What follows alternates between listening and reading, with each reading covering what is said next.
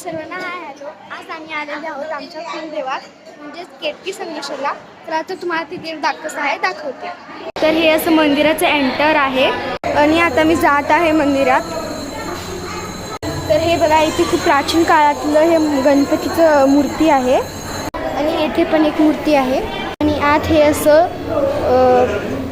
नंदीची मूर्ती नंदी आहे, बघू शकता तुम्ही येथे. आणि इथे पण एक नंदी आहे आणि हे महादेवाची पिंड आहे. आणि इथे बघा तुम्ही किती मोठं गरुड खांब आहे. आणि आता आमचं दर्शन झालेलं आहे. आम्ही दर्शन करून बाहेर चाललेलो आहोत, कारण आत मी तुम्हाला दाखवली असते पण आत मोबाईल अलाउड नसल्यामुळे मी तुम्हाला मधली जी महादेवाची पिंड आहे ती दाखवू शकली नाही. तर हे बघा, इथे मूर्त्या किती छान आहेत आणि हे येथे कुंड आहे. आम्ही कुंडात आंघोळ काही केली नाही, कारण कुंडातलंच पाणी नळातून येतं, मग त्यामुळे आम्ही तिथेच हातपाय तोंड धुवून घेतलं.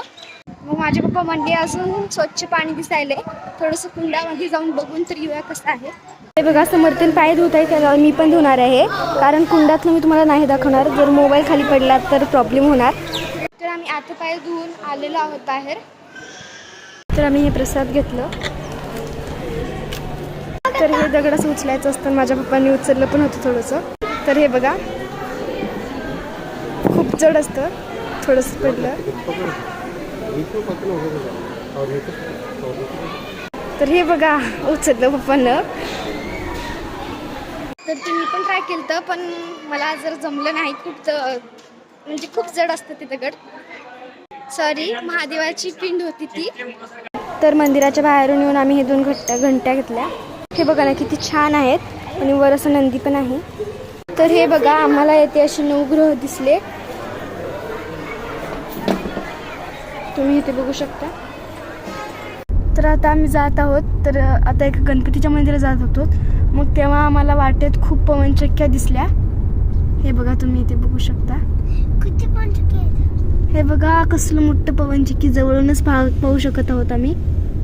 तर तुम्ही हे लोकेशन बघा. आता आम्ही आणलो आहोत जेवायला आणि आता आम्ही ह्या असल्या लोकेशनवर बसून जेवणार आहोत. समोर पवनचक्की, काय भारी वाटणार आहे आम्हाला इथे जेवायला.